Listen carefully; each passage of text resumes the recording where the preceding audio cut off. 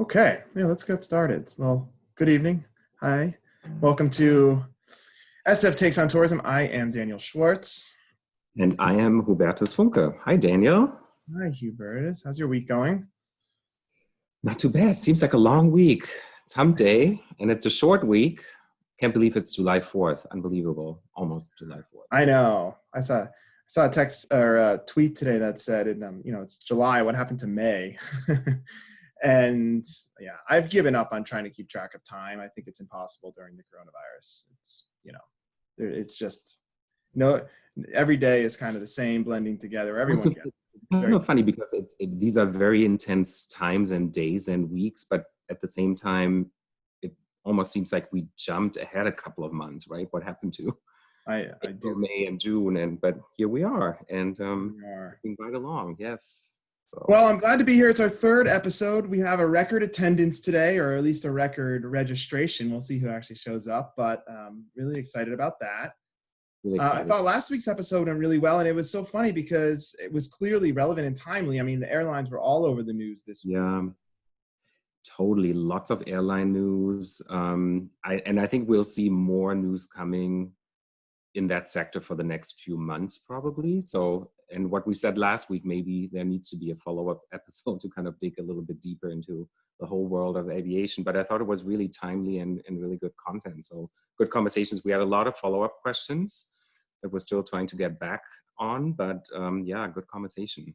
Yeah, and thank you for the follow-up. Yeah, absolutely. I think the airlines are in a tough spot, and we should definitely do that other episode. We'll plan on that and make sure that we get everyone's questions ahead of time so we can answer them. But in good news, I don't know, Yeah. we just quickly, I mean, SFO did see and will see additional airlines resume service. They have, several airlines have resumed service over the last couple of weeks, as we had indicated last week as well. And it looks promising for the next few weeks as well. So if everything goes well, we should see some additional airlines come back to SFO, which is great. And United made a big announcement. They're going to be expanding their schedule in a big way the next couple months. So hopefully that's a positive thing. Let's see. The news didn't cover that, of course, because they're too busy criticizing them, which, is warranted in many ways, but let's see. Anyways, before we get going on today's topic, a few housekeeping items. So as many of you noticed, the link that was sent out in this last email allowed people to register for the next 4 episodes. That link will also live on sftravel.com on our microsite, which is where our YouTube is also hosted. If you don't want to go to the microsite, you can go directly to the SF Travel YouTube channel and view all of our past episodes there in case you missed the live version.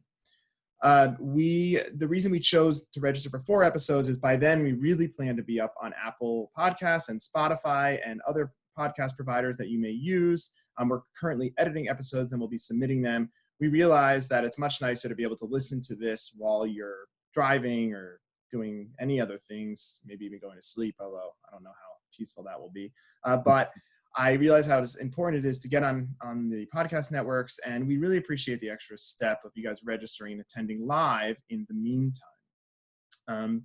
Had a few thoughts just since we do have a lot of new listeners this week, and just been thinking about this podcast in general. I think the bar is really high these days, and I want to let every listener know, Hubertus, and I really appreciate you, and we value your time and appreciate you being and coming and attending this. We know that there's an overwhelming amount of content out there these days. There's so many webinars, newsletters, podcasts, YouTube series, every form that you can imagine. And it's truly overwhelming. I have a folder that I put articles and YouTubes to watch later, and it's overflowing. And we really don't want SF Takes on Tourism to add to that list. We don't want to fill your calendar up, and we don't want to take the place of other educational opportunities. What we're really trying to do is create a space to connect with our audience and explore together the depths of the tourism and hospitality industry.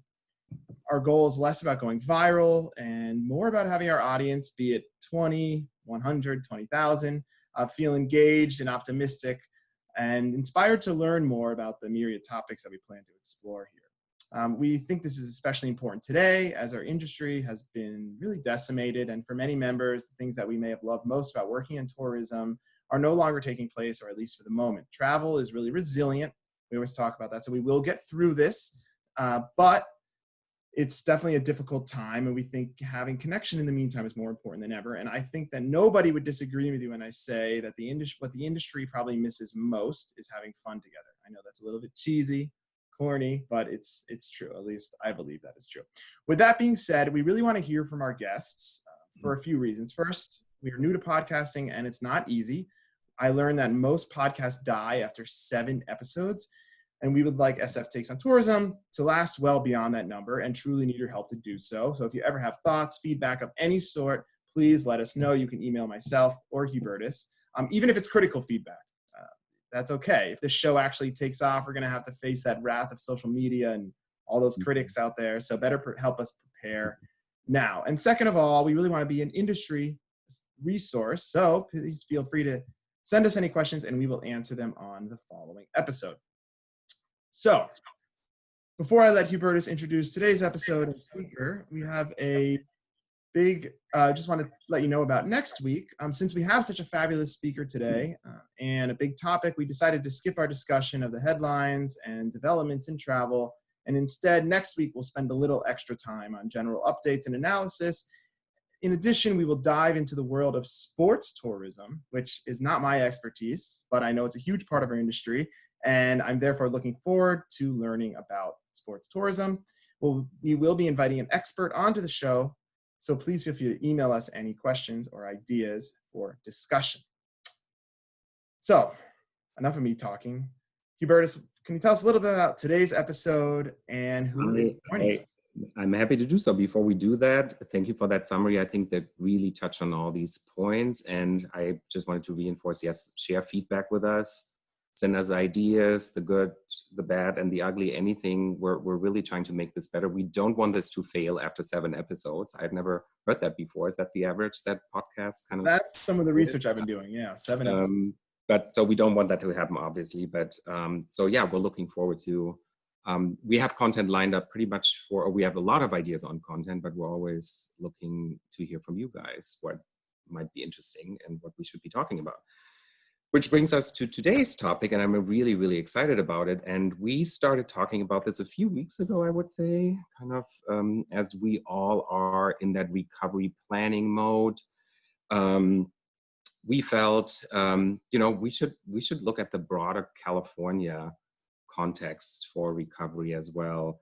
And I think at that point, we were pretty much looking at a relatively, not a definitive roadmap, but I think we had a few markers and kind of had some stops along that roadmap where we knew this recovery would happen for us, probably for California as well. But then we also know now the reality is there is no definitive roadmap, and there's a lot of unknowns. There's a lot of changes. Just now over the last couple of days, we've seen that in California, but also in other states, there's things are being rolled back. So the whole opening phases or the whole opening strategy is a little bit not in limbo, but certainly very, very flexible and uncertain. So we wanted to kind of have this discussion on California recovery, and I'm really excited to have our guest today, and that is Leona Reed with Visit California. Leona, why don't you come on?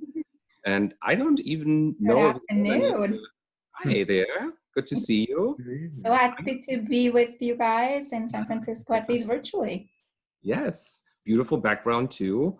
I'm not sure that you need a big introduction, Leona. I'm sure a lot of people on the call will know you, but you are the Associate Vice President of Global Marketing for Visit California. You've been in that role for quite some time. In that role for quite some time, with the organization probably longer than I care to admit. But we love you being in that role. And in your current position, you oversee pretty much all brand advertising, the international brand strategy, digital, trade marketing, PR, across all the international markets that Visit California is active in. And pre-crisis, that was 13 markets, I believe. And but you're also a good friend. We go back a long time, and a great advocate for our industry, a great ambassador for California tourism as a whole. So welcome to SF Takes on Tourism, Leona. Thank you so much. For a second there, I started to panic when when you mentioned, Daniel, that we're going to be talking about sports tourism, and I'm like, uh-oh, am I in a wrong episode? No, you would have seen me sweating too, trust me. I'm sweating a little bit, but it's going to be exciting. No, we won't talk about sports tourism, but we'll talk a little bit about California recovery today. And as I had mentioned, Leona, and you know probably better than anybody, so we've all been sort of having our heads down and looking at recovery plans and developing strategies for us to kind of emerge out of this crisis in California. So what do you see? Are we on the path of recovery? Are we on a good path? Is it all wonky? What's happening as far as you can see? I definitely hope we're on a path to recovery. Let's just say that. I think it is a hard path. I think we all would agree with that. But I can't say we didn't expect it. I think we always knew recovery will be jagged, as we say at Visit California. We knew we're going to be taking steps forward and then definitely a few backwards. So what we have done so far, just like many of you on the podcast, we've really turned inward. So yes, I got a very glowing introduction as a head of international, and I thank you for that. But as you know, we're not doing a whole lot of international marketing right now. All of that has been paused. And we are almost immediately when we got into this situation, we've looked at our revenue. Again, most people on a podcast will probably know that we're funded by the tourism industry. And so if they were not making the kind of profit and getting the kind of income that they need, we knew that we will have to adjust our budget expectations. And that's what we did. Immediately, we canceled all of our programming. I mean, all, not just international, domestic as well. Spring is our busiest season. So we had a lot of campaigns going on, but all had to be paused. Speaking of international, we paused our relationships with those wonderful vendors in those markets as well, and really tried to preserve all of our cash to have funds right now for the recovery that's needed. And we will be spending that in state. So that's first and foremost. We really need to make sure that the economy starts to moving. And then once that happens and hotels open up and dining establishments, attractions and so on get kind of in a better shape, then we know that we'll have the kind of funding that we need to be out there, promote California globally again. So it's kind of where we are. And I think what's important also for the recovery is to be promoting safe travel, right? So we know that 50% of Californians are ready to travel in a new normal.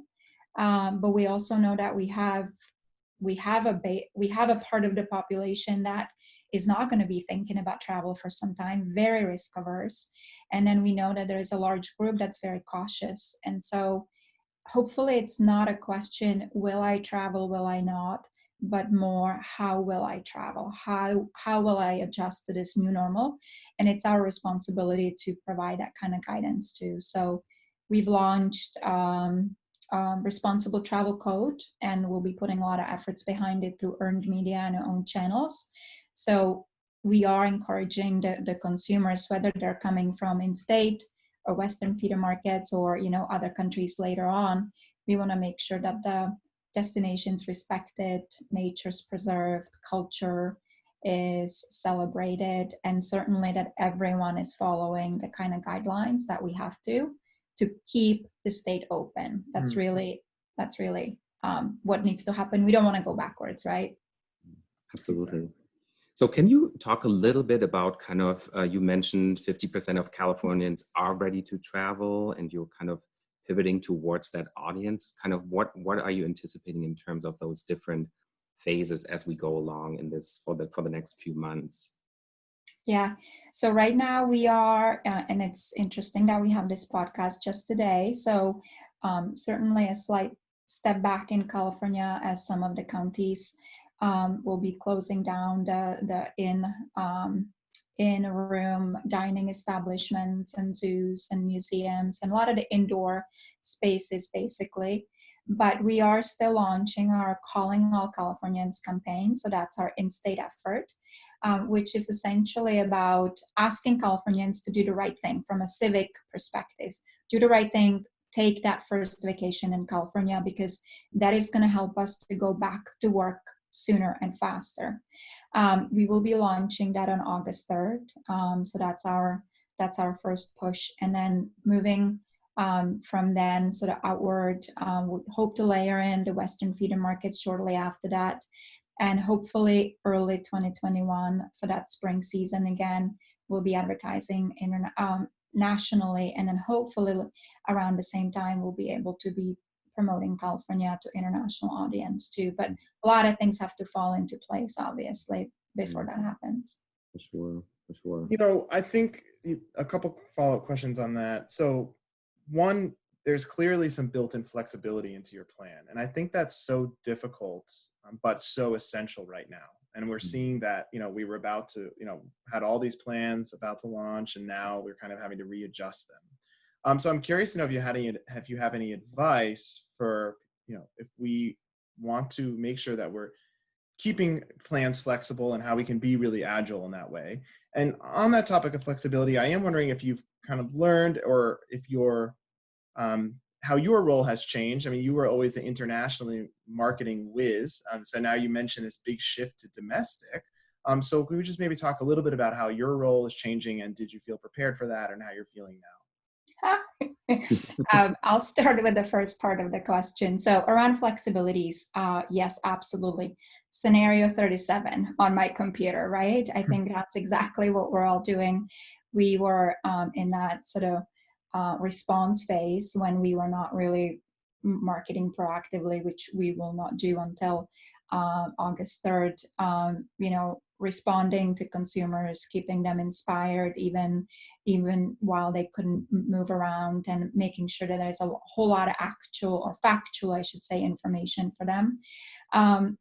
But now for the recovery, I think what's really important, or at least what we did, we really leaned into our own channels. So prior to COVID, we were very much brand led, and I would say our paid efforts were kind of leading the way, and that is flipped. So thank goodness we invested in our own channels and have a sizable audience of 33 million kind of across all of them. And so we have been able to keep the conversation going with them, and also utilized our earned media quite a bit. So that's one, because I feel like once you have that audience, and they trust you, they're on your channels, they want to be there, they chose it, you then kind of, that's giving you that flexibility in terms of the communication.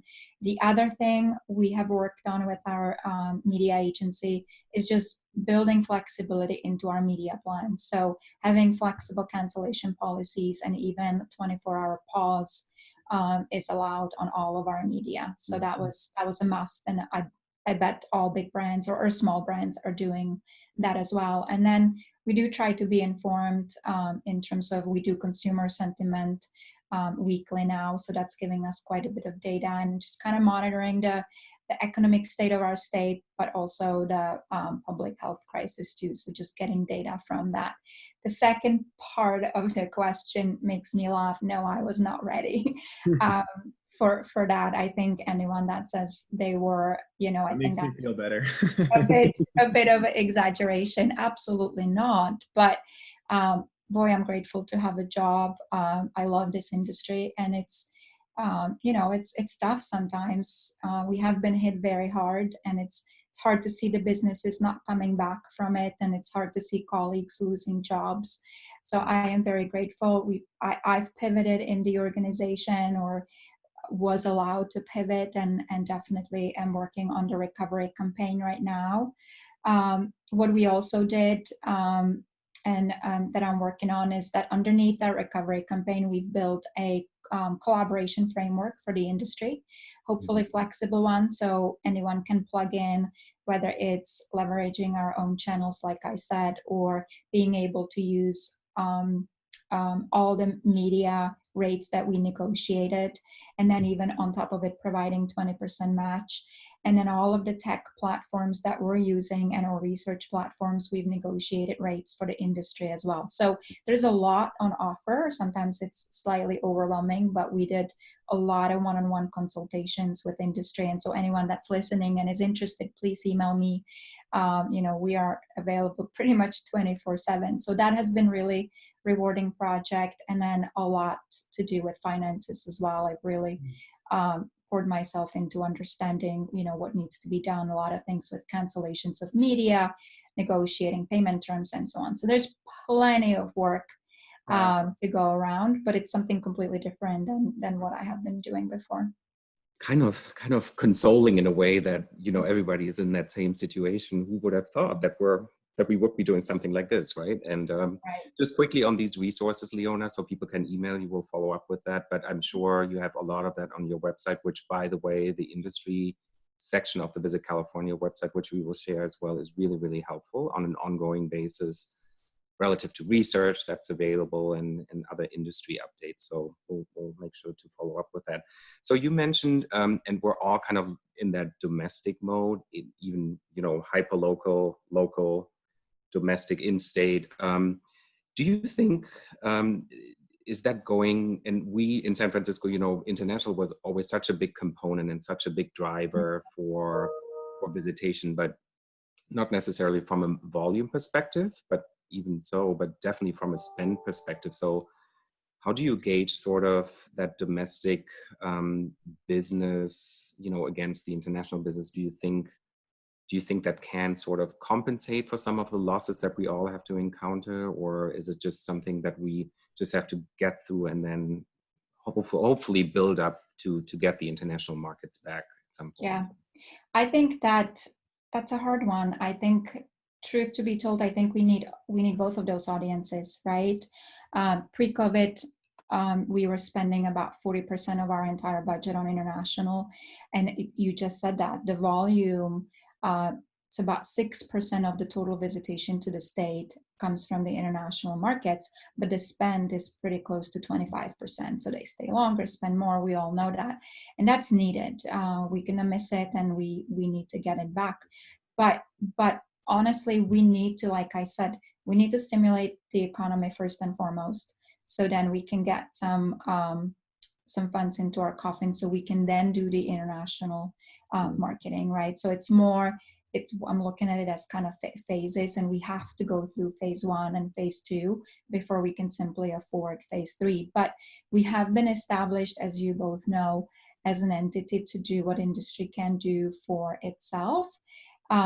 So the international is written in into what we are supposed to do. And just for a perspective, we have done in-state marketing only one time in the history of the organization, and that was around 9/11. So it's really unusual, unprecedented situation when we come in and stimulate that kind of audience, because that is what the industry can do. And in a lot of ways, we're quite lucky. 76% of our travel is done by Californians. So thank goodness that we have such a large state with 40 million people living here. Thank goodness they all love to travel.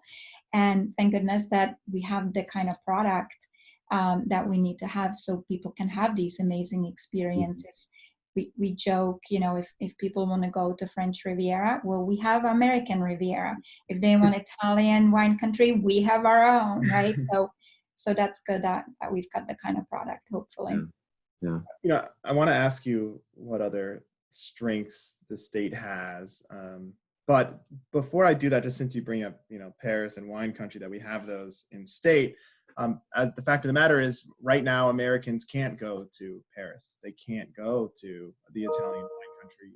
They won't let us board a plane. We've now been banned as a kind of a health hazard to those countries, which is hard to believe. I wanted your opinion on kind of the U.S. as a brand right now. Is the world kind of laughing at us? Are they sympathetic? Or are they? Do they still think the U.S. is an amazing destination and a great leader in so many ways? And do you think that most countries around the world look at California kind of as a standalone, or are they kind of lumping us in with the greater US? I think from some of the kind of past experiences and even research that we did around the globe, there were many occasions that we learned that California is at times seen as a destination that's probably one of the most progressive ones, just globally, right? We've got the tech industry. I mean, there are a lot of things that are kind of leading us forward. We're extremely welcoming. I think that, and actually I know that from conversations with some of my family and European friends, our governor has gotten, I don't know if that's a worldwide recognition, but at least in Europe, California has been talked about. He has been talked about specifically, and people now know his name and they know who he is, vis-a-vis how he handled or how he's guiding us through this situation. And I think we're seen as fairly conservative how we have handled the health crisis here, which we could turn into opportunity, and then on a flip side, when it's the right time, be seen as a safe destination if we do it right. Mm-hmm. And I do think, unfortunate that the borders are still being closed. No one likes that, but maybe we can turn it collectively into opportunity, kind of all of us, right?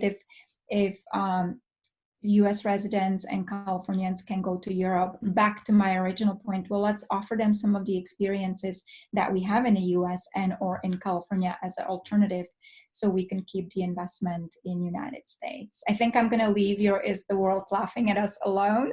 Yeah, I didn't want to get political with it. I really meant it more just as California maintains its brand in the face of bad press around the world. And it does remind me of when we had the Welcome campaign. I don't know how. That was a few years ago now.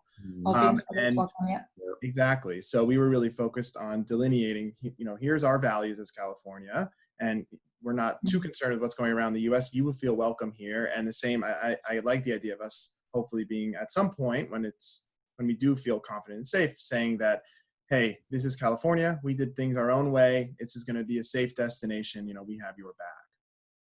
And I think I would agree with you, Leona. I've had numerous conversations with friends and family as well in Europe and in other parts of the world, but it seems like overall California is looked at a little bit differently than the rest of the United States, right? And we talked a little bit about that earlier. I mean, there's such an abundance of variety and diversity in California. It's a country in itself, basically, relative to scenery and experiences. You have urban excitement, you have beaches, you have mountains, whatever. Do you see that as a silver lining for that recovery? Yeah, definitely. I think there are a few silver linings, and I do make myself look for them. But I think, we're all now experiencing our state. It's in my job description to travel California, let me just say that. But in all seriousness, we're all traveling to parts of California that, are truly hidden gems. And I think many people, not just Californians, but beyond California, will be interested in that. And I think we have a very unique opportunity to show the parts of rural and urban destinations that maybe haven't gotten the kind of play that they have deserved, right? Speaking of silver linings, I do think also our industry is so collaborative, and we are forever grateful, or daily grateful for that. But even in this crisis, like we stepped up the communication collectively. We not just visit California. The amount of conversations, the amount of information exchanges, and the amount of really coming together is really heartwarming, So I think we've got something very special, and it only has gotten stronger. From Visit California perspective, if I'm thinking about silver linings, we were planning on doing few things, and it's really anywhere from pushing responsible travel for slightly different reasons up until now. Anyway, and this situation made it so much faster, and now it's not a option, not that it was before, but we kind of had a timeline. Now it's like a necessity, and that's the right thing to do for us, right? So anywhere from responsible travel to tactical program like virtual trade show, we've had with both of you, I've had numerous conversations about efficiency of trade shows, and virtual trade show was in the back of my mind. Well, we might now have to do that. And so some of these advancements are really positive advancements that I attribute to this situation as like, all right, there's something good that's going to come out of this. Yeah, absolutely. Oh, man, I need that optimism. I do think one nice thing is we'll never have to convince somebody again why tourism is important or why tourism marketing is important. We can say that. I won't miss those conversations. And we used to get that more often than one would expect. You mentioned silver linings, that you force yourself to look for those. That sounds like, really staying optimistic is something that I'm trying to do. Are there any other kind of qualities that you've found, whether it's been surprising or unsurprisingly important in managing this crisis? I think that one for sure, just even if you're not optimist by nature, I think it's important to stay positive. I think there's so much news and just so much information that can really bring you down each day, right? But that's not going to do anyone any good.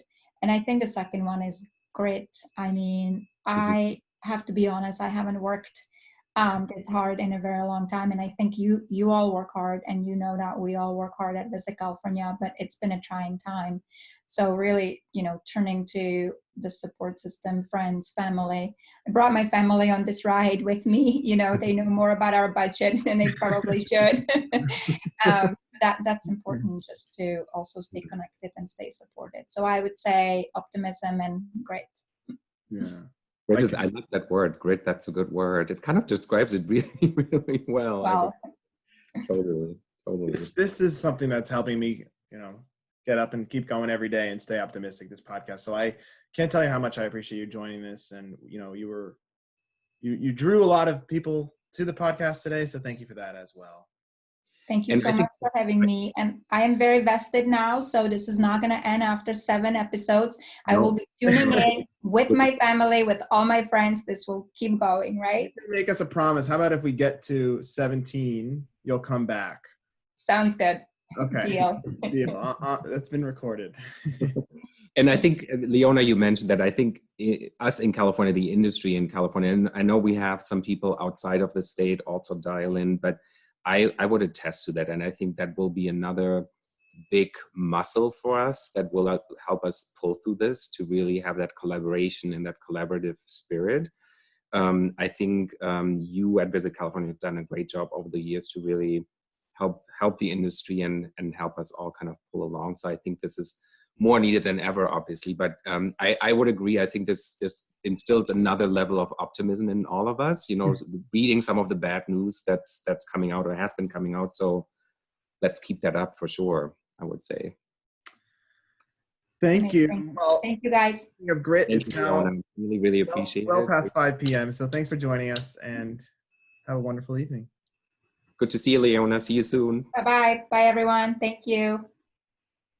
Well, Hubertus, that put me in a really nice mood. Do you have any closing thoughts for everybody? No, I think it's important to kind of remind ourselves, also it's key to really be flexible and agile, and to Leona's point, it takes a lot of grit. We all have worked harder and more differently than we ever have, but it's really important to keep that optimism, as corny as that sounds. But I think also looking at what we have and what we have to offer, certainly in San Francisco, but also in the state of California, I think people will recognize that. And again, the conversations that I'm having with friends and family in Europe, I think they see it that way as well. This is a really tough time.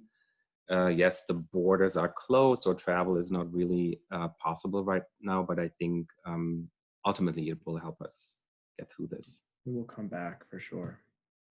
Well, thank you everybody for joining us tonight. I hope you enjoyed it as much as we did.